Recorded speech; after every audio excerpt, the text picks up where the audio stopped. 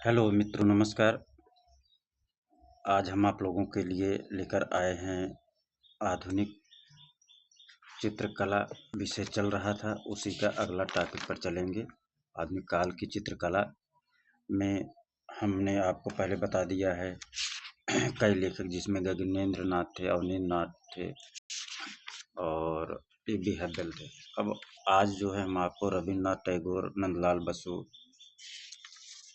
अगला असित कुमार हलदर, क्षेत्रनाथ मजूमदार, देवी राय प्रसाद चौधरी, शैलेंद्र नाथ डे, तो इनमें समय के हिसाब से जो पूरा होगा उसको हम आप लोगों को बताएंगे। ये वन लाइनर टॉपिक है और ये टीजीटी पीजीटी में खास करके उत्तर प्रदेश, बिहार, झारखंड, उत्तराखंड, ट्रिपल एसबी में यहाँ से प्रश्न अक्सर पूछे ही जाते हैं। तो आइए शुरू करते हैं। रविन्द्रनाथ टैगोर। रविन्द्रनाथ टैगोर की शैली कैसी थी? आधुनिक भारतीय शैली थी। रविन्द्रनाथ टैगोर की शैली कैसी थी? आधुनिक भारतीय शैली। रविन्द्रनाथ के चित्रों का प्रमुख विषय क्या था? भारतीय नारी। रविन्द्रनाथ की कला को बच्चों की कला किसने कहा? आनंद कुमार बोस ने। कौन सा आधुनिक चित्रकार स्याह कलम से चित्र बनाता था? रविन्द्रनाथ टैगोर। रविन्द्रनाथ टैगोर की शैली क्या है? समन्वयात्मक। रविन्द्रनाथ टैगोर का व्यक्ति चित्र किसने बनाया? तो व्यक्ति चित्र इनका जो है गगनेंद्र नाथ ने बनाया, तैल रंग और जल रंग से। तैल रंग से गगनेंद्र नाथ और तैल रंग से गगनेंद्र नाथ और जल रंग से अवनी बाबू ने बनाया था। 1946 ईस्वी में यूनेस्को द्वारा आयोजित अंतर्राष्ट्रीय आधुनिक कला प्रदर्शनी में रविन्द्रनाथ के कितने चित्र प्रदर्शित हुए थे? तो 4 चित्र प्रदर्शित हुए थे यूनेस्को में। रविन्द्रनाथ के चित्रों की प्रथम प्रदर्शनी कब लगी? 1930 ईस्वी पेरिस में। अगला, भारत में इनके चित्रों की प्रदर्शनी कब हुई? 1931 में बम्बई में तथा 1932 में कलकत्ता में। अगला, रविन्द्रनाथ की गीतांजलि पुरस्कार कब मिला? इंग्लैंड में 1913 में। ये अक्सर पूछा जाने वाला प्रश्न है। रविन्द्रनाथ को गीतांजलि पुरस्कार कब मिला? इंग्लैंड में 1913 ईस्वी में। रविन्द्रनाथ के पिता का क्या नाम था? देवेंद्र नाथ ठाकुर। रविन्द्रनाथ के बाबा का क्या नाम था? द्वारकानाथ ठाकुर।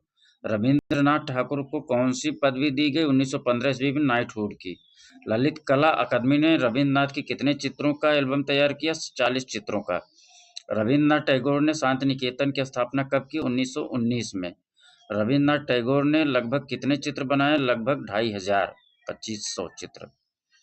तो अगला आपको नंदलाल बसु जी के बारे में बताएंगे, जो अवनी बाबू के ही शिष्य थे। नंदलाल बसु के पिता का क्या नाम था? पूर्णचंद्र बसु। नंदलाल बसु की माता का क्या नाम था? क्षेममणि।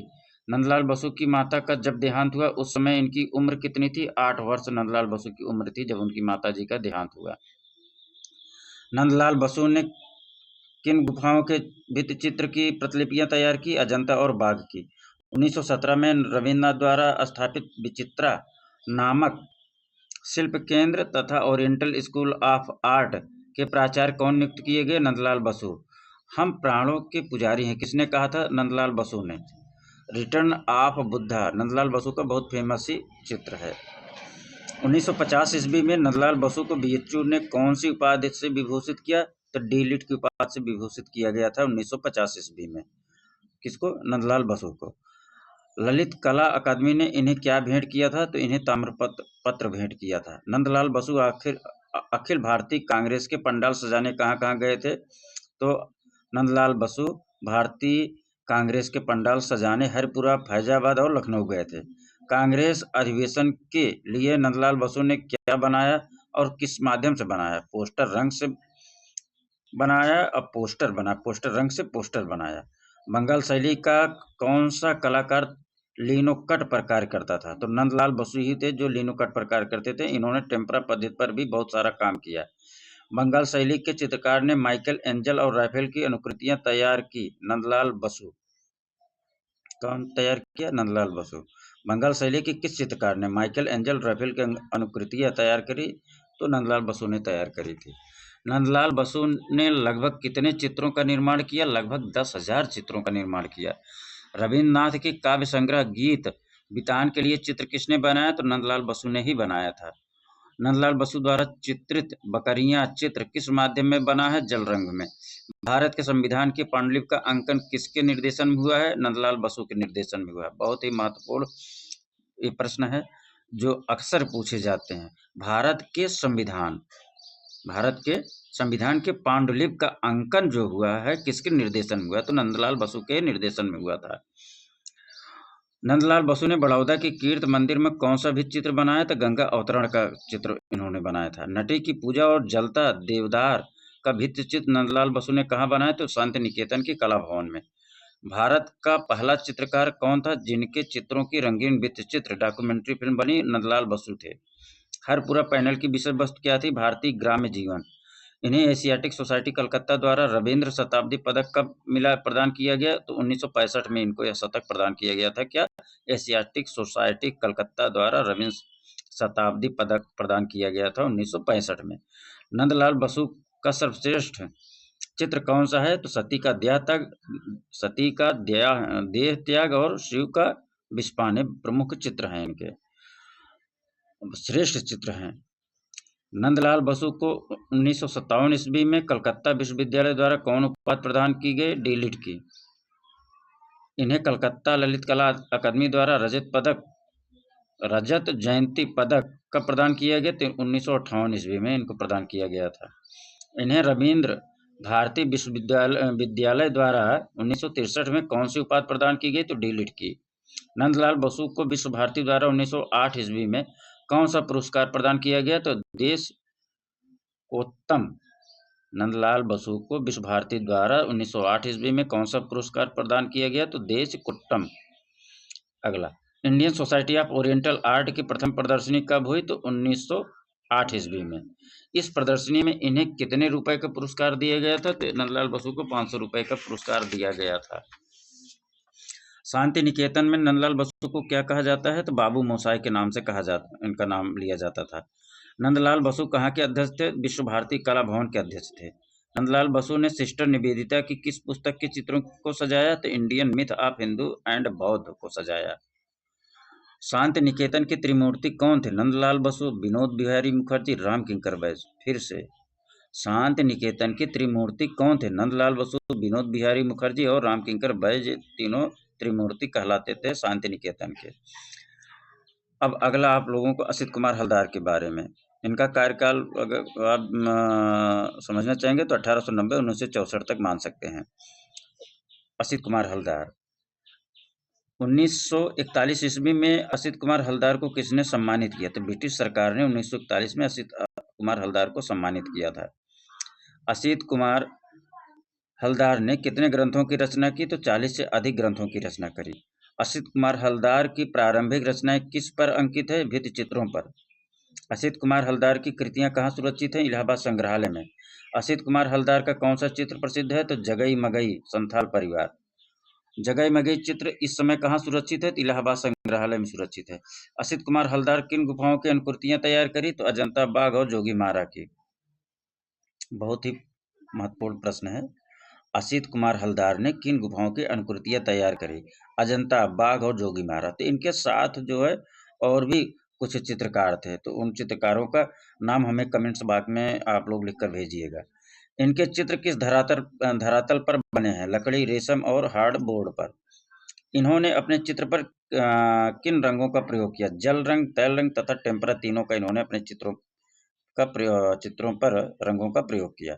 असित कुमार हलदार चित्रकार के अतिरिक्त और क्या थे? एक कवि, बंगला गीतकार भी थे। असित कुमार हलदार, बहुत ही महत्वपूर्ण प्रश्न है। असित कुमार हलदार चित्रकार के अलावा क्या क्या उनके अंदर गुण था? तो कवि भी थे और बंगला गीतकार भी थे। इस प्रकार असित कुमार हलदार चित्रकार, कवि तथा बंगला गीतकार ये तीनों थे। मेघदूत और ऋतुसंहार का बंगला भाषा में अनुवाद किसने किया? तो असित कुमार हलदार ने ही किया था। मेघदूत और ऋतुसंहार का बंगला भाषा में अनुवाद किसने किया था? तो असित कुमार हलदार ने किया था। असित कुमार हलदार और नंदलाल बसु ने अजंता की प्रतिलिपियां किसकी अध्यक्षता में बनाई? तो 1910 में लेडी हरिंगम की अध्यक्षता में। असित कुमार हलदार ने किसके साथ मिलकर जोगीमारा की प्रतिलिपियां तैयार करी? 1914 में समरेंद्रनाथ गुप्ता के साथ। लासिट या लोसंट के जन्मदाता कौन है? असित कुमार हलदार। लासिट या लोसेंट किसे कहते हैं? लकड़ी पर लाख से वर्निश कर जो पेंटिंग की जाती है उसे लासिट कहते हैं। लकड़ी पर लाख से वर्निश कर जो पेंटिंग की जाती है उसे लासिट कहते हैं। असित कुमार हलदार की चित्र शैली कैसी थी? तो इनकी चित्र शैली गीतात्मक, इनकी रेखाओं में ध्वनि की गूंज जैसे प्रतीत होती है। असित कुमार हलदार द्वारा बनाई गई जनता की प्रतिलिपियां कहाँ हैं? तो साउथ केसिंगटन म्यूजियम लंदन में। असित कुमार हलदार द्वारा बनाई गई जनता की प्रतिलिपियां कहाँ है? साउथ केसिंगटन म्यूजियम लंदन में। असित कुमार हलदार द्वारा बनाई गई जोगी मारा की प्रतिलिपियां कहाँ हैं? तो भारतीय पुरातत्व विभाग दिल्ली में है। असित कुमार हलदार द्वारा बनाई गई जोगी मारा की प्रतिलिपियां कहाँ हैं? भारतीय पुरातत्व विभाग दिल्ली में। असित कुमार हलदार द्वारा बनाई गई बाघ गुफा की प्रतिलिपियां कहाँ हैं? तो ग्वालियर के पुरातत्व संग्रहालय में है। असित कुमार हलदार किस रूप में जाने जाते हैं? तो कवि, कलाकार और चित्रकार तीनों के रूप में माने जाते हैं। छितेंद्रनाथ मजूमदार। छितेंद्रनाथ किस धर्म के अनुयायी थे? तो वैष्णव धर्म के अनुयायी थे। छितेंद्रनाथ बंगाल शैली के कैसे चित्रकार थे? तो वैष्णव प्रकृति के चित्रकार थे। छितेंद्रनाथ किस स्कूल के प्रधानाचार्य नियुक्त हुए? Indian society of oriental art के। छितेंद्रनाथ का विषय क्या था? राधा कृष्ण और चैतन्य। छितेंद्र का पहला चित्र ध्रुव की तपस्या किसने खरीदा था? तो एक अंग्रेज ने 80 रुपए में खरीदा था। छितेंद्र नाथ का पहला चित्र ध्रुव की तपस्या किसने खरीदा था? तो एक अंग्रेज ने 80 रुपए में खरीदा था। छितेंद्र नाथ का दूसरा चित्र राधा का अभिसार किसने खरीदा था? Royal college of arts London के प्रधान अध्यक्ष ने 100 रुपए में खरीदा था। फिर से, छितेंद्र नाथ का दूसरा चित्र राधा का अभिसार किसने खरीदा था? तो royal college of arts London के प्रधान अध्यक्ष 100 रुपए में खरीदा था। तो पहला चित्र कौन खरीदा था छितेंद्रनाथ मजूमदार का? तो ध्रुव की तपस्या नाम था उसका। तो एक अंग्रेज ने 80 रुपए में खरीदा था। छितेंद्रनाथ को किस विद्यालय में अध्यक्ष पद पर नियुक्त किया गया? तो छितेंद्रनाथ को किस विद्यालय में अध्यक्ष पद पर नियुक्त किया गया था? सन 1942 में इलाहाबाद विश्वविद्यालय के कला विभाग में। अगला, छितेंद्रनाथ ने किन देवियों के चित्रों को चित्रित किया? सरस्वती, लक्ष्मी और मनसा देवी के चित्रों को चित्रित किया। छितेंद्रनाथ मजूमदार का उत्कृष्ट चित्र कौन सा है? तो पालित मृग। अगला, छितेंद्रनाथ मजूमदार के प्रिय रंग कौन से हैं? हल्का पीला, हरा, लाल और गेरुआ हैं। भावों का सम्राट किसे कहते हैं? छितेंद्रनाथ मजूमदार को कहते हैं। बंगाल शैली के किस चित्रकार के चित्रों के पृष्ठभूमि में वृक्ष अधिक हैं? छितेंद्रनाथ के। बंगाल शैली के किस चित्रकार की मृत्यु इलाहाबाद में हुई? छितेंद्रनाथ मजूमदार की 1975 में मृत्यु हुई। अब अगला, डीपी राय चौधरी या देवी प्रसाद राय चौधरी। केंद्रीय ललित कला अकादमी नई दिल्ली के प्रथम अध्यक्ष कौन थे? तो देवी राय प्रसाद चौधरी ही थे। केंद्रीय ललित कला अकादमी नई दिल्ली के प्रथम अध्यक्ष कौन थे? तो देवी प्रसाद राय चौधरी थे। कला किसी के बाप की बपौती नहीं, इससे कोई भी धारण कर सकता है, किसने कहा था? तो देवी राय प्रसाद चौधरी ने ही कहा था। देवी प्रसाद राय चौधरी द्वारा बनाई गई श्रम की विजय मूर्ति किस धातु की बनी है? तो एक कांस्य की बनी है। बहुत ही महत्वपूर्ण क्वेश्चन है, ये अक्सर पूछे जाने वाले प्रश्न है। देवी प्रसाद राय चौधरी द्वारा बनाई गई श्रम की विजय मूर्ति किस धातु की बनी है? तो कांस्य की बनी है। अगला, बंगाल शैली का कौन सा चित्रकार और मूर्तिकार दोनों है? तो देवी प्रसाद राय चौधरी चित्रकार और मूर्तिकार दोनों हैं। बंगाल शैली का कौन सा चित्रकार शिकारी, निशानेबाज तथा पहलवान था? देवी प्रसाद राय चौधरी। देवी प्रसाद राय चौधरी किस शैली के चित्रकार थे? यथार्थवादी शैली के चित्रकार थे। देवी प्रसाद राय चौधरी किस आर्ट स्कूल के प्रिंसिपल थे? मद्रास स्कूल ऑफ आर्ट के थे। देवी प्रसाद राय चौधरी किस आर्ट स्कूल के प्रिंसिपल थे? तो मद्रास स्कूल ऑफ आर्ट के प्रिंसिपल थे। देवी प्रसाद राय चौधरी ने किस तरह के चित्र बनाए? तो ये बंजारे, मछुआरों तथा पहाड़ी जीवन से संबंधित इन्होंने चित्र बनाया। देवी प्रसाद राय चौधरी द्वारा बनाई गई मूर्तियां कौन कौन सी है? तो श्रम की विजय बहुत ही महत्वपूर्ण है। दूसरा, गांधी जी की दंडी यात्रा। तीसरा, शहीद स्मारक। अगला, देवी प्रसाद राय चौधरी के चित्रों पर किस चित्रकार का प्रभाव अधिक दिखाई देता है? तो रेम्ब्रांट और टिशियन का। देवी प्रसाद राय चौधरी के चित्रों पर किस चित्रकार का प्रभाव दिखाई देता है? तो रेम्ब्रांट और टिशियन का। अगला, श्रम की विजय मूर्ति इस समय कहाँ है? तो श्रम की विजय मूर्ति राष्ट्रीय आधुनिक कला दीर्घा नई दिल्ली में है। शहीद स्मारक मूर्ति इस समय कहाँ है? नई दिल्ली में। देवी प्रसाद राय चौधरी की मूर्तियों पर किसका प्रभाव पड़ा? इटली के मूर्तिकार रोधा का। पग पग पर कोहरे का दृश्य कौन बनाता था? देवी प्रसाद राय चौधरी। देवी राय प्रसाद चौधरी ने तैल रंग की शिक्षा किससे प्राप्त की थी? तो इटालियन शिल्पी वायस से। अगला शैलेंद्र नाथ डे। शैलेंद्र नाथ डे का जन्म कहाँ हुआ था? इलाहाबाद दारागंज में। राजस्थानी कला के पुनर्जागरण के अग्रणी कलाकार कौन थे? शैलेंद्र नाथ डे। राजस्थानी कला पुनर्जागरण के अग्रणी कलाकार कौन थे? शैलेंद्र नाथ डे। शैलेंद्र नाथ डे ने कला की शिक्षा किससे प्राप्त करी? अवनींद्रनाथ ठाकुर से। भारतीय चित्रकला पद्धति नामक पुस्तक किसने लिखी? तो शैलेंद्र नाथ डे ने लिखी। भारतीय चित्रकला पद्धति नामक पुस्तक किसने लिखी? शैलेंद्र नाथ डे ने। अगला चित्रकार अब्दुल रहमान चुगताई, ये बंगाल शैली के कलाकार थे। वास परंपरा से ईरानी और जन्म से भारतीय कलाकार का क्या नाम था? अब्दुल रहमान चुगताई। अब्दुल रहमान चुगताई की मृत्यु कहाँ हुई? तो पाकिस्तान में हुई। अब्दुल रहमान चुगताई की कलात्मक पुस्तक कौन सी है? तो मुरक्का-ए-चुगताई। मुरक्का-ए-चुगताई पुस्तक का प्रथम प्रकाशन कब हुआ? तो 1930 से 1932 ईस्वी के लगभग हुआ था। अब्दुल रहमान चुगताई की दूसरी पुस्तक का क्या नाम है? नक्काश-ए-चुगताई। प्रथम पुस्तक कौन? मुरक्का-ए-चुगताई। दूसरा नक्काश-ए-चुगताई। ये पुस्तक कब प्रकाशित हुई? तो 1936 ईस्वी में ये चुगताई की पुस्तक प्रकाशित हुई थी। तो अगला यामिनी राय। इनका समय 1887 से 1972। यामिनी राय ने किस पेंटिंग में कला साधना शुरू की? तो व्यक्ति चित्र से। एक मिनट। यामिनी राय ने किस पेंटिंग से कला साधना शुरू की? व्यक्ति चित्र से। यामिनी राय के चित्रों का मूल विषय क्या था? बंगाल की लोक कला।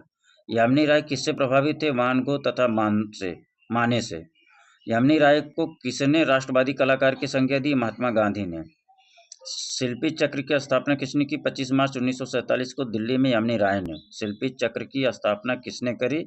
तो 25 मार्च 1947 को दिल्ली में यामिनी राय ने करी। यामिनी राय की तुलना किसने हेनरी माथिस से की? तो ये हर्बो मोसिया ने किया था। ईसा मसीह के जीवन पर आधारित चित्र किसने बनाया? यामिनी राय ने। लोक कला को और किस नाम से जानते हैं? नव बंगाल शैली के नाम से जानते हैं। लोक कला को नव बंगाल शैली नाम किसने दिया? तो यामिनी राय ने दिया। यामिनी राय ने किस शैली से प्रेरणा ली? काली घाट पट शैली से। यामिनी राय की पेंटिंग किस माध्यम में बनी है? टेम्परा माध्यम में। 1926 ईस्वी से 1936 ईस्वी तक यामिनी राय ने लाहौर के किस स्कूल में सहायक निर्देशक के पद पर कार्य किया? Mayo school of art, Lahore.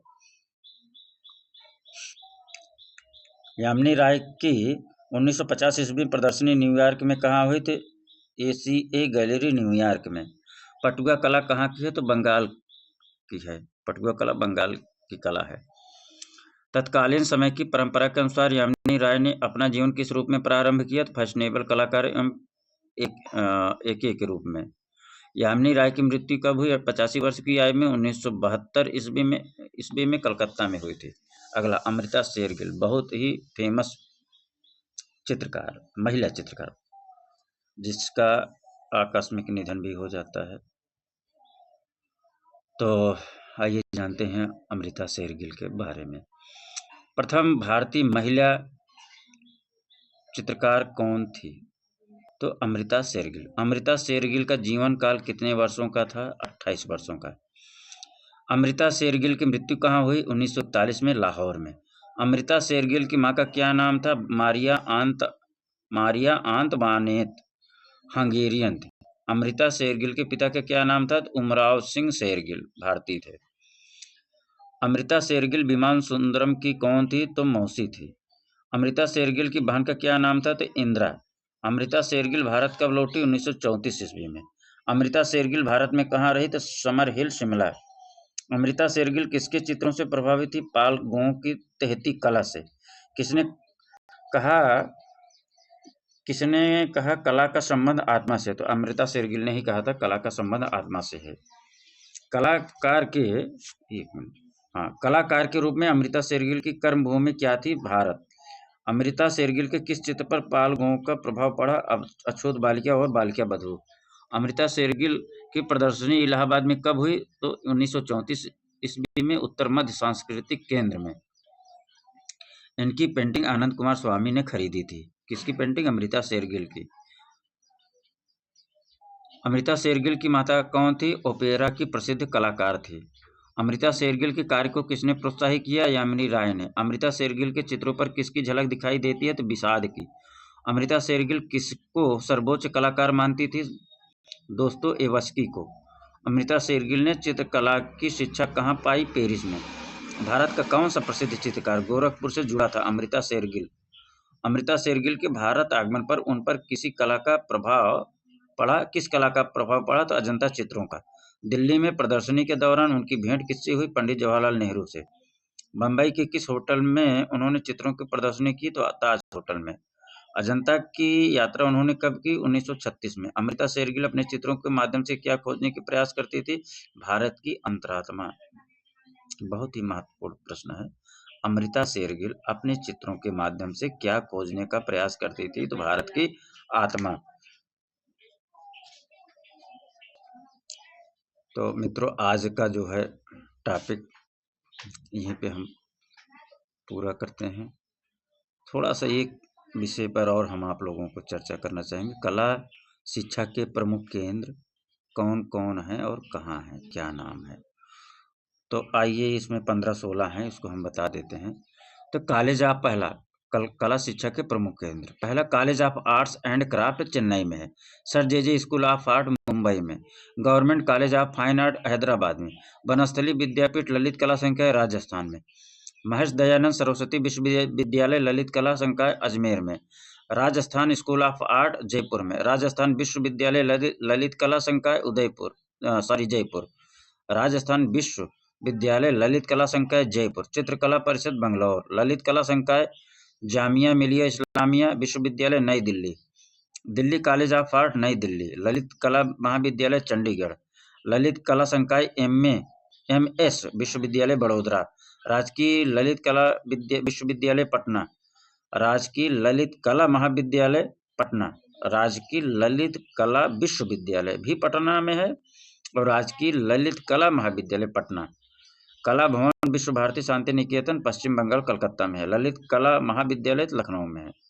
तो मित्रों आज का जो है टॉपिक यहीं तक, फिर अगले हम वीडियो में नेक्स्ट जो है टॉपिक लेकर आएंगे। अभी ये पूरा नहीं हुआ है आधुनिक काल की चित्रकला। तभी बहुत सारे जो है लेखक बचे हैं, चित्रकार बचे हैं, तो उनके बारे में हम अगले वीडियो में आप लोगों को बताएंगे। आप लोग जुड़े रहिए, अच्छा लगे कमेंट और शेयर करिए। हम यूपी TGT PGT में देखा जाए तो TGT PGT में अगला यूपी TGT PGT में आधुनिक काल की चित्रकार, उनकी कृतियाँ, उनका कार्यकाल, फेमस चित्र, विशेष परिस्थितियों में बनाए गए चित्र, ये अक्सर सबसे ज़्यादा जो है प्रश्न पूछे जाते हैं यहाँ से। तो इस प्रकार आप लोग जुड़े रहिए, हम पूरा आप लोगों को आधुनिक काल की चित्रकला के बारे में बताएंगे और फिर इसके बाद हम अच्छे टॉपिक लेकर आएंगे। यूथ कंपटीशन टाइम्स जिसमें 11,000 समथिंग प्रश्न उत्तर है, तो हम उसको भी जल्द ही लेकर आएंगे। आप लोग जुड़े रहिए, परीक्षा नज़दीक है और सेवा चयन बोर्ड जो नया बना है उसके अध्यक्ष भी कल नियुक्ति हो गई है। इस प्रकार से आप लोग अपनी परीक्षा की तैयारी और तेज करिए और सफल होइए। धन्यवाद।